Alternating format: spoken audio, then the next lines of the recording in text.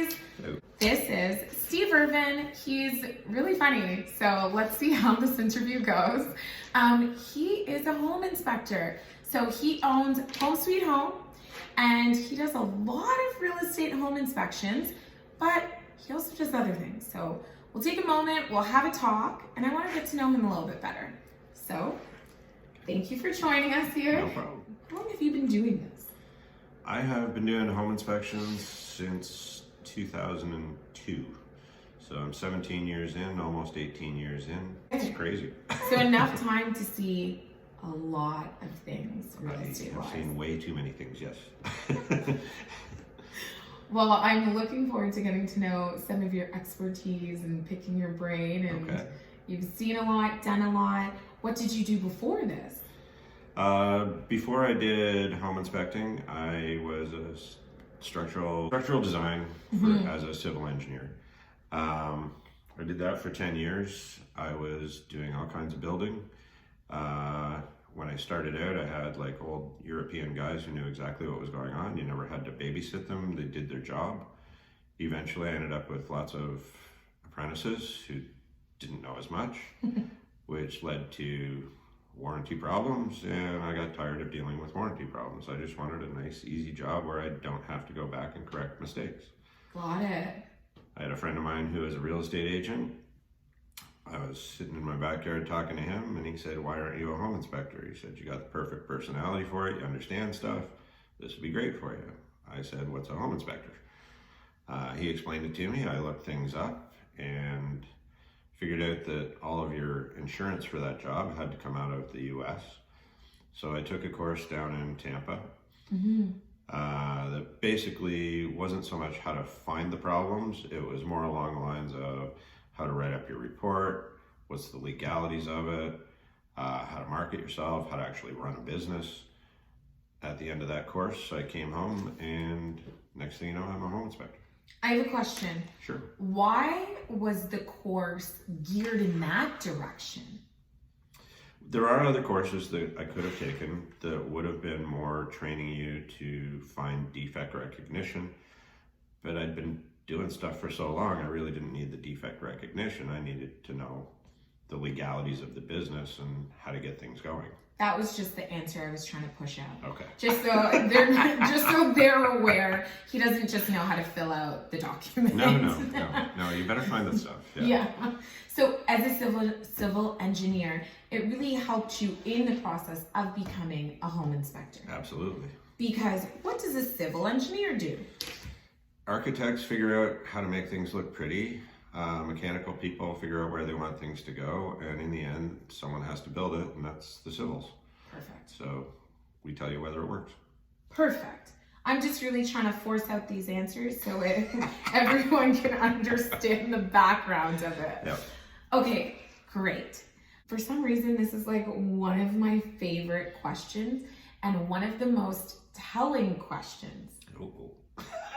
I know, some people do say that. As a kid, what did you want to be when you grew up? Probably a firefighter. Why? I don't know, it was a cool job and they help people.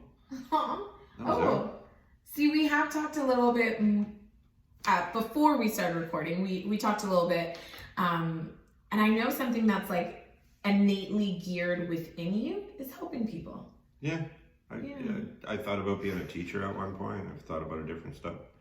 When I came out of high school, I really liked my car, so I became a mechanic. And how did that go? I finished my apprenticeship, but the day I finished my apprenticeship, I also got told I had psoriasis on my hands bad enough that I had to quit being a mechanic. Wow. And that's way before they had gloves or anything else that would help you out. Oh, that would be just like a really good logical idea to be like, we'll just put on some gloves. Yeah, they didn't exist then. Oh, gotcha. Okay, well, that makes sense. And then the prospect of keeping up my mechanic's license, if I wasn't going to be doing it, just didn't make any sense. And cars evolve so much that, it didn't make sense. 1,000,000%. Okay, so can we talk about what a home inspector does? Sure. Okay. Obviously, you're going to go through the house. You're going to be looking for the good things, the bad things. Not only are you finding the problems, but you have to be able to explain them to a person. If all you need is a little bit of caulking around your windows, that's just home maintenance. You might be able to tell them how to help themselves out with that kind of stuff. But if you have a post missing in your basement, I mean, sometimes the hardest things to find are the things that aren't there. Mm-hmm. I can remember walking into one basement. It was a 2,600 square foot house. Everyone was raving about the open concept in the basement. And the first thing I'm doing is going, what's holding up the rest of the house? Yeah. And they had taken out 6 posts, which had structurally compromised the building. Yeah. And as an engineer, then sometimes if it's bad enough, I actually have to phone the city and say, hey, there's a problem. Because if I leave the house and there's further problems, I have liability. So in terms of that specific problem, yep. Was there a problem? Or sorry, in terms of that specific property, yep. Was there a problem? Oh yeah. Oh. They had redone a bunch of bathrooms upstairs. So to put the house back up to where it was, because everything had sagged towards the middle of the house. Okay. To put it back up was well over $150,000. Because when you raise the house back up, all your drywall is going to crack, all your new tiles are going to crack, your bathroom stuff is going to change, the slope of your floor is going to change. There was so much problems with that house getting it back to where it was supposed to be that I was very happy that my clients decided not to take on that house. Yeah. It would probably hard with insurance as well. Yeah. Back then, insurance companies didn't really look at what the deal was. Oh, it was long ago. Yeah, that was probably 2004. Gotcha. So back then, insurance companies didn't so much look at things. Now, if you put an amendment in a deal, the financial company is going to look at it. And the financial company is going to notify the insurance company, and everybody knows. So if you have a big problem now, it's a big problem. Yeah. You're not just going to be able to wash it under the rug, make a deal, and say, okay. Yeah. You really have to deal with things now. Absolutely. Okay, so just to guide the process, for everyone to understand where he comes into play. So as a realtor, you guys are looking to buy. We go out, we look at a bunch of places. It's a very exciting time. So we're really excited to look at a number of places. We go to a house, you couldn't feel like it fits you and your family anymore. This is the house you want. That is very close to where he comes into play. We're in love and we want this house. But we contact him. We want to make sure that this house is a good investment. It is the one that your whole family should be in, or even if it's an investment property, it's not going to cost you more down the road than we're intending to. So one thing that some people don't know is when you get a home inspection, you will always, one, you'll get a report. Two, you will always get yielded a number of things, like let's say a handful of things that almost every house nowadays has issues with. There is no such thing as a perfect house. There's no such thing. It doesn't exist. You can look for it. I've been doing this for a long time. The closest I came to a really good house that people didn't buy. Oh, really? Why? They ran over a turtle on their way there and it was going to be bad luck. I can't explain why people buy things and why they don't. But the big thing is, if you've bought a house and you have that good feel for it, hopefully I show up and I don't find anything and you end up having that great feeling and you buy the house. Yeah. But if you're buying a house that's worth, say, $1 million, isn't $350, $400 worth it to find out if you're going to have a $100,000 problem down the road? Yeah. It just makes sense. You wouldn't buy a car that's not certified. Yeah. You want a mechanic to at least look at the car.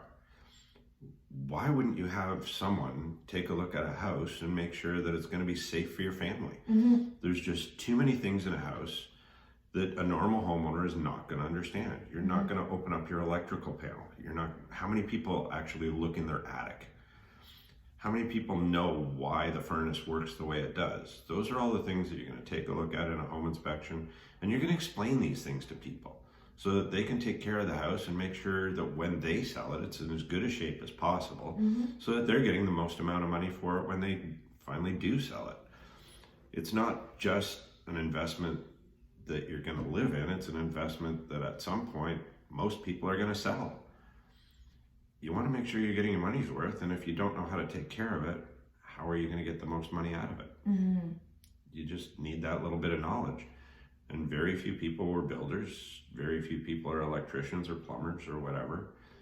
So having that little bit of extra knowledge going into the house makes it a whole lot easier. I find people could get intimidated or a little bit weary at the process. Yep. Just know any property, you'll get a few things that Absolutely. Really what you should be taking out of it is these are some things to be aware of. Maybe we have to work on. In a couple years, we have to replace the roof. Just, it's giving you a checklist of things to be aware of and the health of your property. Exactly. And then there's the other side where it's, these are some things that will take a little bit more work than just keeping an eye on. And we will have to come to a decision whether this is the house for you or not. For the most part, the first list is what you get generated. There's obviously some other hiccups that do occur. I tell every single person at the beginning of the inspection, no house is perfect. If you have that illusion, get it out of your head because it's just not going to be there. We're here for the big things. Exactly. Don't sweat the small stuff. There's going to be maintenance stuff. You're going to have that on every single house you buy. And I don't care if you buy a brand new house or if you got one that's 50 years old. There's going to be maintenance. We're there to find the biggies. Yeah. If you find out that you need underpinning on a house for $100,000, well, that's probably going to change how you feel about the house. Yeah. If we find out that all you have to do is retile one shower for $2,500, that may scare you off. It may be something that you can deal with. It may be something you negotiate. But at least you're still within the realm of possibly buying it. But I mean, I've actually had 5 houses in the last 17 years that I've had to phone the city and have them condemned. Wow. You don't want to buy one of those. Yeah. You want to make sure that it's a good house. And most of them are. To a large degree, there are a lot of things that are very easy. If nobody has messed with the house, it was probably built to good code. We have stronger code in Canada than most every country around. So as long as it's built well and nobody's really played with it, everything is fine. The most problems you're going to find are in things like where a basement got finished. Because was it a hairy homeowner build, or did someone bring in a professional? Was the professional just you paid your brother? Yeah. How qualified were they? Yeah. You want to know, and we'll find that stuff.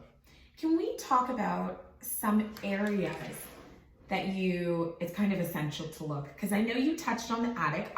Firstly, I know you look everywhere. Yep. But for the people that are like, we don't need a home inspector, because in the busy seller buyer's market, sometimes there's multiple offers. They'll be like, you know what, waive the conditions. Yep.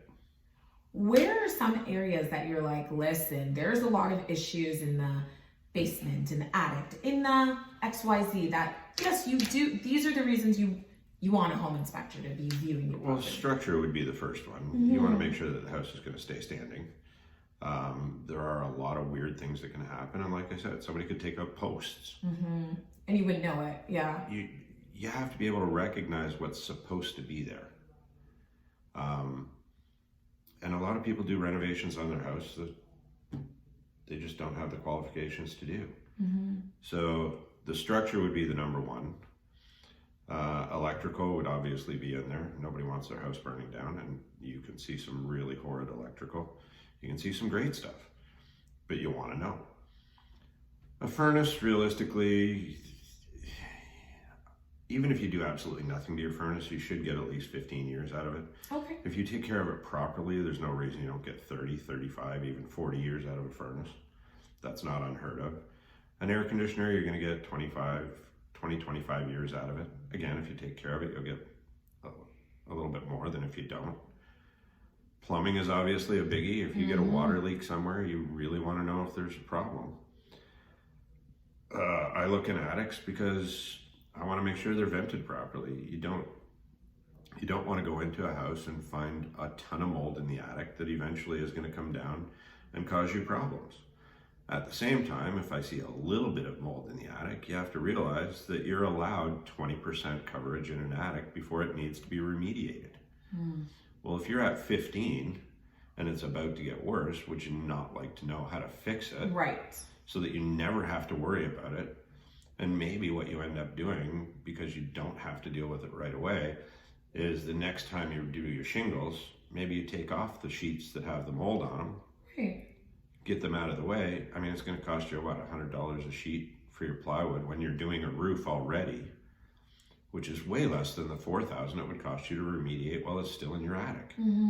Like there are ways to make sure that you don't overspend on things that you don't need to panic about yet. Right. Yep. But make sure you can arrest them before they get to be the thing you need to panic about. Absolutely.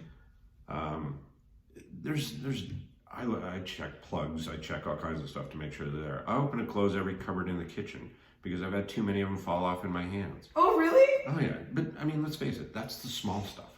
I do the same when I'm viewing. I want to flush all the toilets, turn on all the Absolutely. faucets. I want to act like I'm using it. Absolutely. Bathroom fans, I want to check. But realistically, you're looking for the big things. Yes. Or, was it a drug house? Is it a grow up? Yep.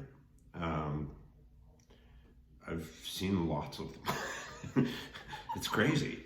You don't know what someone has done with a house before. I have a question. Sure.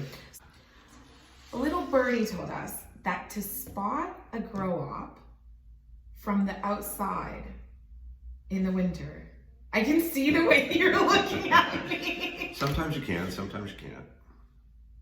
If there's no snow on the roof, is that a sure sign? No. Oh, really? Okay. Good to know. Okay. Mythbusters. Let's say you have a 1960s house. Okay, fine. In the 1960s, the insulation was R22, which means a resistance value of 22. So basically, it's not exact, but let's say, just for argument's sake, you're losing heat every 22 minutes. So a new house is R40, sometimes R50. You're not losing as much heat. Yeah.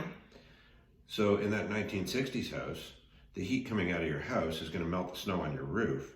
You may not see any snow on your roof because it all melted off. But you might also find out that you had ice damming down at the bottom. Oh, gotcha. Which was causing you some problems. Got it. So not seeing snow isn't necessarily, it's certainly something that when you're on the outside of the house, you go, okay, there's no snow on the roof. What am I looking for in the attic? I would say if there's snow and all the other houses in the neighborhood. And you don't have it. And you don't have it. There's going to be a problem in the attic, but what is it? What? Okay, fine. What's the problem? Great. I'll call you when I see no snow. That's fine. Deal. I look in attics all the time. They're not that hard. I do want to ask a few questions, but they all are in like the same little category. Okay. Can we talk about things that maybe we don't see very much nowadays, but that were very prominent in older homes? Sure. And that are like, you can't even get insurance if it's in the house. Things like knob and tube. Yep. Things like high tech. Can you? Asbestos. Exactly. That's what I want to go into. Okay, so knob and tube wiring was actually a very good wiring system. Okay, what is it? It was a thicker gauge of copper wire that was used a long time ago when nobody had TVs, nobody had all the appliances, nobody had anything. You had a couple of things that you plugged in your house, and really there wasn't much else. Nothing was grounded. It was a simpler time. The weakness on knob and tube was actually where the wires joined together. They used lead solder. Lead solder has a very low melting point. Mm-hmm. So if you used knob and tube in a house now, plugged in all the little toys that every kid has, put in your computer and a bunch of other stuff, you're going to overload it, you're going to overheat it, and the first thing that's going to melt is the lead solder. Got it. That'll give you a gap.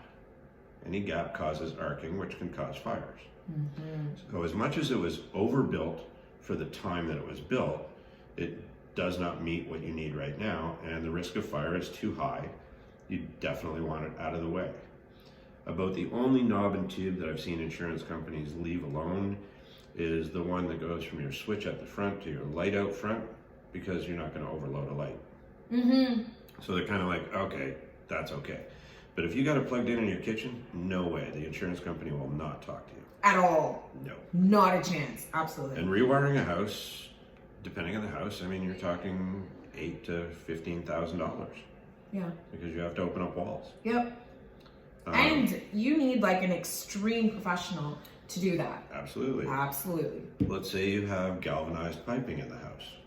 Galvanized piping was a feed pipe that came along before copper. The problem with galvanized was that it rusts on the inside. So you don't see it. So you get restricted flow over time because your pipe just gets smaller and smaller and smaller. And eventually, when the rust gets through to the outside, when you finally see it, it's too late and you've got a mess. So most insurance companies do not want to see galvanized piping. Yep. The K-Tech, it was an experiment on plastic piping that really didn't work. I mean, they had too many bursts on it. Can you say what it is? I just want everyone to know what these piping and tools are. They had copper piping for years, and copper piping, when you solder it together using proper new solder, will hold 65 pounds of pressure with absolutely no problem. K-Tech was an attempt at getting to plastic piping, which would have been cheaper to produce, easier to run, and the whole idea was that with copper, you can't bend the tube because it's too thick, so you have to have actual elbows. And every elbow slows down the flow of water in a house. If you could turn a corner and just do it with a curve, you would keep your pressures up, less problems on the system. It did not hold up to 65 pounds over time. If you were 6, 8 years into the house, you were going to get burst pipes in behind your walls, which was going to be a really big problem, and you knew it was only going to keep getting worse. So once you find it, you're talking about replacing all of the feed pipes in the house. Which again, it's like electrical. You're talking huge money. So, I mean, that's stuff that you want to stay away from. You want to know if there's asbestos in the house. Big time. Asbestos was used as an insulation for years. It was the gold standard. It was as good as you got. They used to wrap it around pipes, around heating ducts, around all kinds of stuff. The problem with asbestos, as we found out later, was that if you had floating particles in your air, it was like little fish hooks, and you would breathe them in and they would hook into your lungs and they did not go away. And over time you would get black lung disease and you would die. Well, nobody wants to die in their house. So you really want to know if there's asbestos. If you were in the 1960s, again, that was kind of when a lot of this stuff was going on. They used to put little pieces of it around your heating ducts right where they were coming through the floor. The idea was to keep the heat from getting to the wood, which not a bad idea, but the reality is your heating pipes were never that hot. You didn't need it. But you've got these pieces sitting right where air was going past them on a regular basis. I mean, those particles are going to end up in your house and you're going to breathe them in. You don't want that.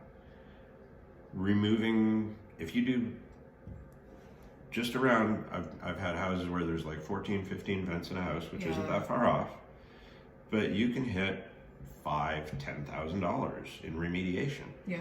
And your insurance company is going to want to see an air quality test at the end that says that there's absolutely nothing there. If you're looking in an attic, you could find vermiculite insulation. Now that's kind of a, where did it come from?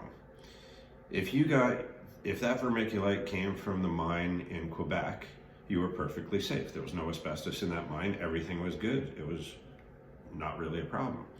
If your vermiculite came from the mine in Montana, in the 1940s, it started showing asbestos. By the time they closed it down in the 70s, it was like 80% asbestos. Oh, wow. And although it's in your attic, and if you don't disturb it, you're never going to have a problem with it. If you decide you want to put in pot lights, you have to disturb it. Well, now you got a problem. And removing it and remediating it is a lot of money. Insurance companies stay away from it. Insurance companies they're looking for the least liability. 1,000,000%. They're looking to not pay out. Yeah, even some cottages, if you're too far from a fire station, Yep. they're like, no, thank you. Yep. Which is kind of silly because a lot of the fire stations up north have figured out how to work pumpers right off the lake. The problem is insurance just doesn't like anything. well, and part of it is to set up those type of things. Yeah. You have to drag it all the way down to the lake. There's time involved. Yeah. I mean, there's a reason why if you buy a house and the fire hydrant is right out in front of your house, they're going to give you $35 off. Yeah. There is less burn time because It's right there. It's right there. Yeah. They're hooking up the hose. They're spending less time. If you have to wait for a pumper, that specific pumper to get there, well, the cottage may not be there by the time it shows up. So, it costs more. Can you tell me about Eufy? It is like in every real estate document you'll ever see.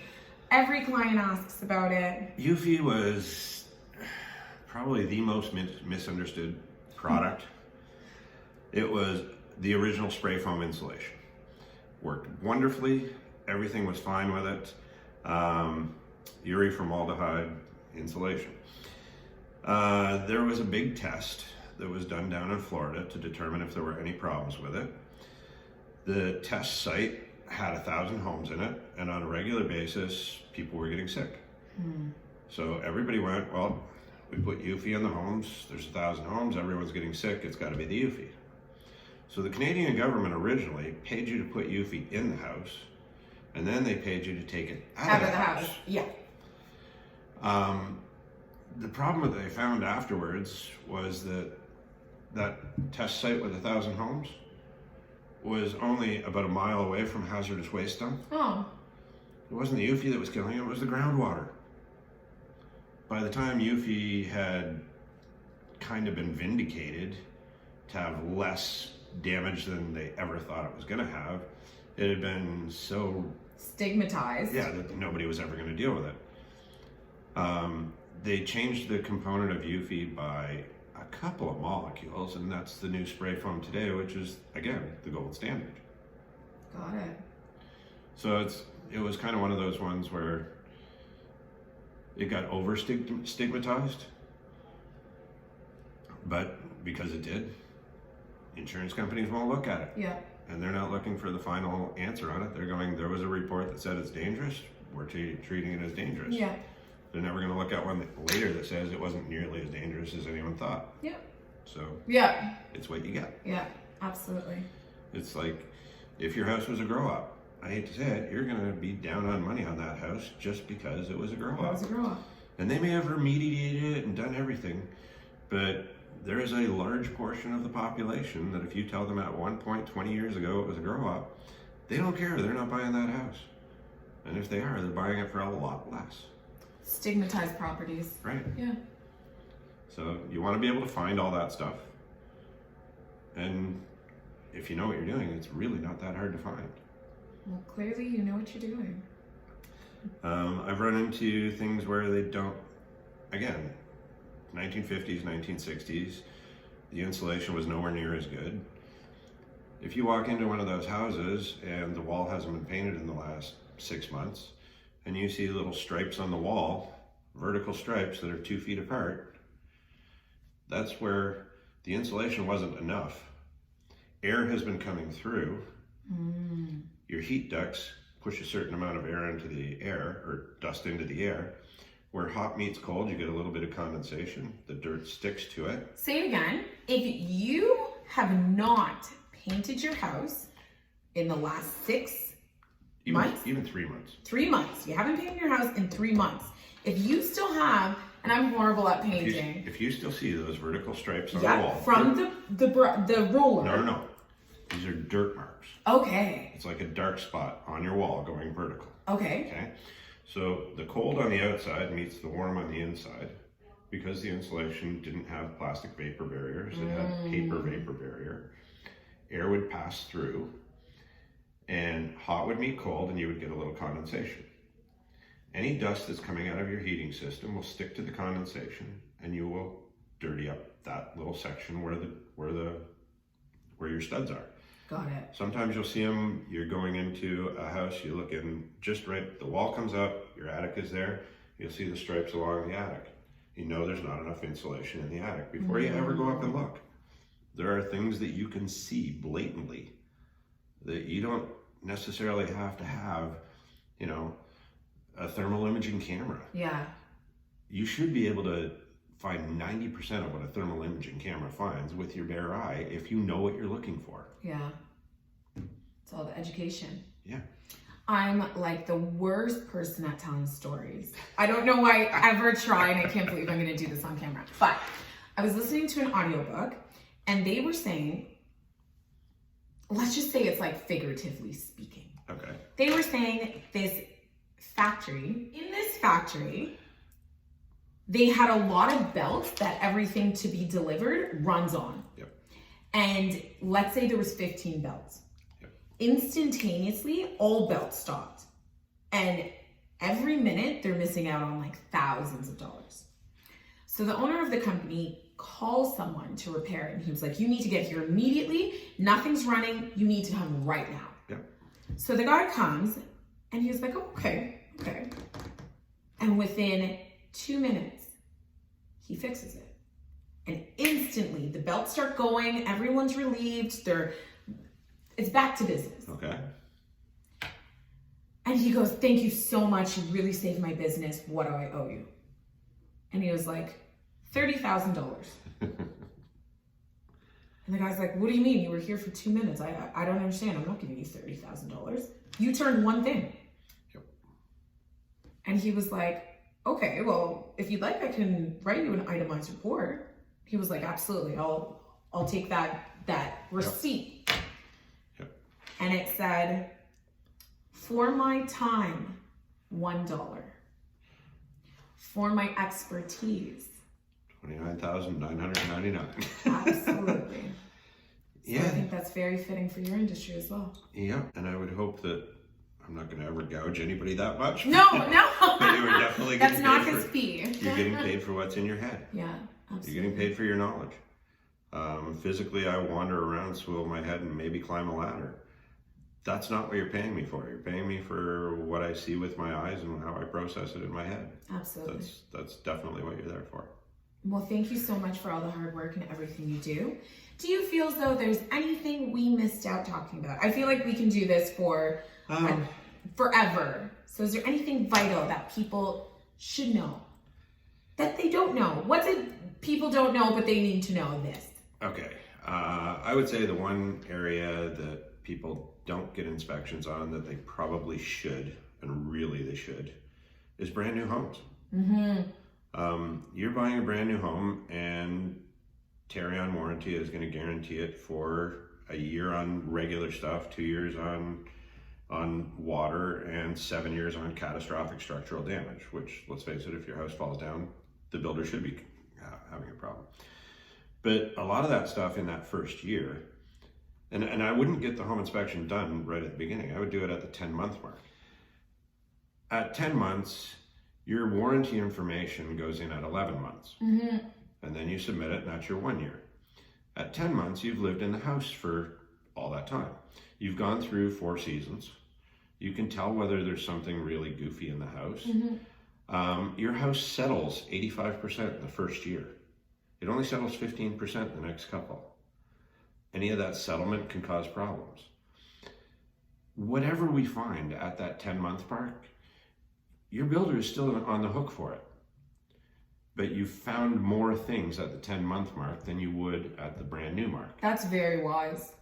Mm-hmm. I mean, I've had people call me and say, I want you to come in right away. And I'm like, I'm not going to turn down your money because I'm not stupid. I have a family. But it would be more bang for your buck to do it at the 10-month mark. You're just going to find more stuff. Because things will change. Yep. The diagnosis will change. Nobody has run plumbing in your house. For a lot of years, builders did not seal the grout in shower areas. Because if you sealed the grout, that made it something that went to your 2-year warranty. Mm-hmm. And they didn't want to do that. But they don't tell you that for $20 you can go seal your own grout and you're going to be fine. I went for like 10 years finding all kinds of problems with builders where there was leaks in behind the showers. Oh God, yeah. I mean, just replacing the tiles in the backer board, you're in for like $2,000, $2,500. And all you needed was $20 worth of grout at the beginning, grout sealant at the beginning. If they don't tell you stuff that's that simple, what makes you think the builder's going to tell you when they find bigger things? Yeah. I mean, I see stuff all the time that brand new builds just aren't hitting what they're supposed to. 1,000,000%. I think people do have to have a slightly cautious approach with new builds, just because our economy, immigration, we are growing so much that things are being thrown up fairly quickly. And everyone forgets that the first word of building code is minimum. They're not building past minimum a whole lot. If they are, that's great. I mean, I love the builders who do. I was in one yesterday that was a fantastic house. This guy actually cared. You could tell top to bottom. And it was nice to be able to tell those people that they had a great build, they can have confidence in their house. Like that to me is wonderful. I love being able to do that. I'd rather go in and find nothing, because then I know they've got a good house. But I'm practical. Yeah. I know how many times I find problems. And realistically, you want to know about the problems before you're paying for them. Mm-hmm. So to me, that 10-month mark just makes sense. Mm-hmm. That makes a lot of sense. And a very good way to, one, give a great tip. We almost didn't include that in this video. And two, a good way to end off our video and say, if you guys are looking for an inspector, obviously you've seen how knowledgeable he is, what his background is, please reach out to him. Thank you so much for joining us here. Thank you. This was great. It was great. It was fun. If you guys have any questions, reach out. But thank you so much for always supporting local. Thank you.